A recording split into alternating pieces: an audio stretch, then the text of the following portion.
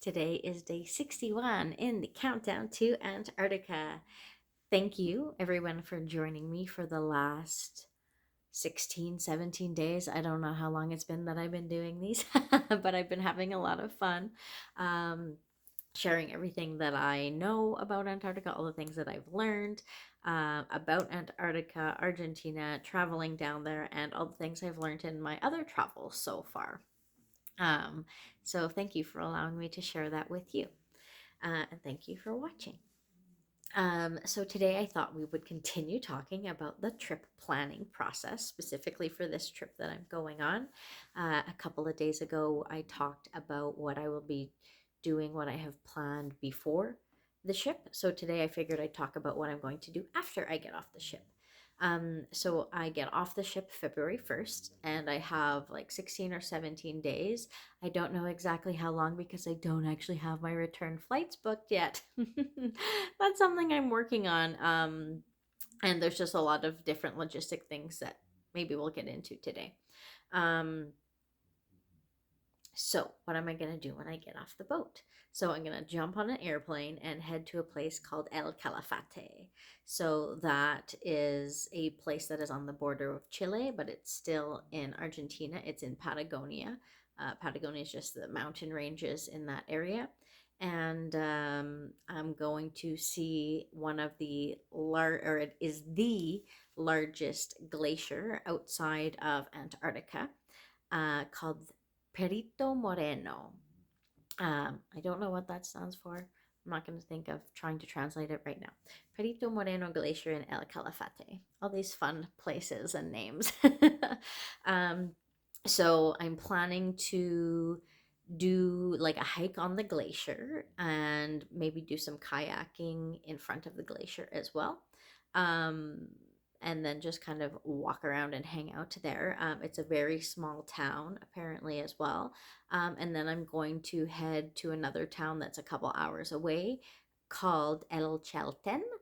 And there is just another little mountainy town that I'm going to do a bunch of hiking and more hiking and more hiking.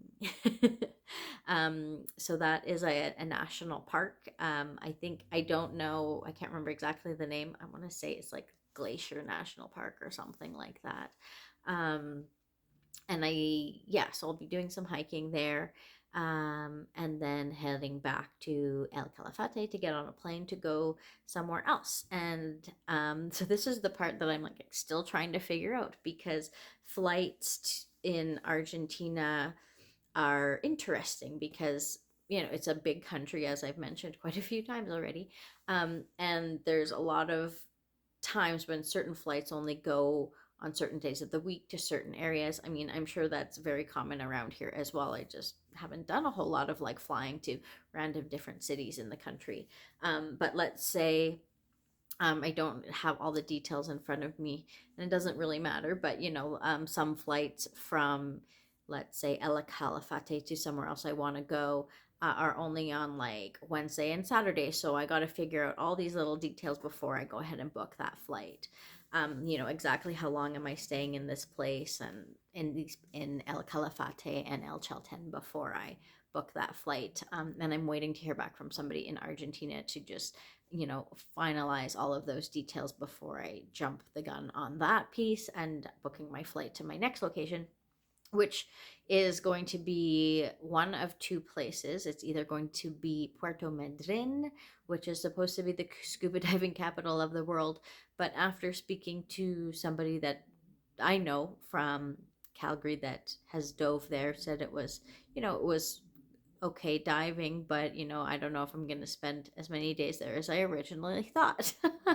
um, but I still want to go there, do some more diving. And there's also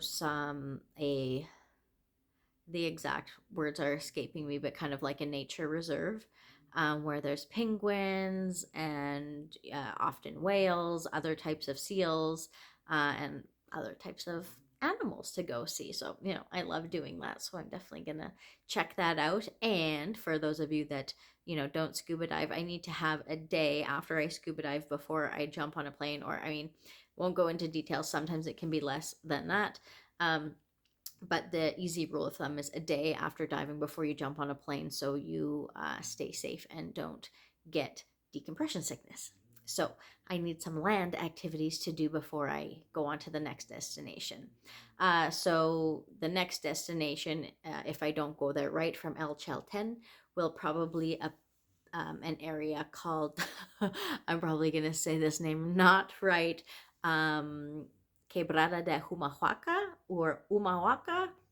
Again, the Spanish don't really pronounce H, so I'm thinking it's more Umahuaca, in the province of Jujuy, which is actually spelt, I'm going to say it how it's spelled, of Jujuy. That's how it's spelled, Jujuy, something like, yeah. Jujuy is how they say it. Um, all of these fun things. I really actually enjoy it. Like, I laugh because it's enjoyable for me, and because I like to listen to myself trying to pronounce these names. Um, it's fun. So, and there is more hiking and just more like exploring and mountain ranges with cool colors and topography. Yeah, that is probably going to be the last place I go before I head back to Buenos Aires for my flight home. Probably not going to spend more time in Buenos Aires after, at the end of the trip, since I've already done that at the beginning. And for those of you who have been to Argentina, you're probably saying, you didn't mention Iguazu Falls. And I didn't, because I've actually been there already. So I'm, depending how much time I have, maybe considering going there again. But we will see. Again, still in the final phases of planning this part of the trip. Okay, see you all tomorrow. Bye.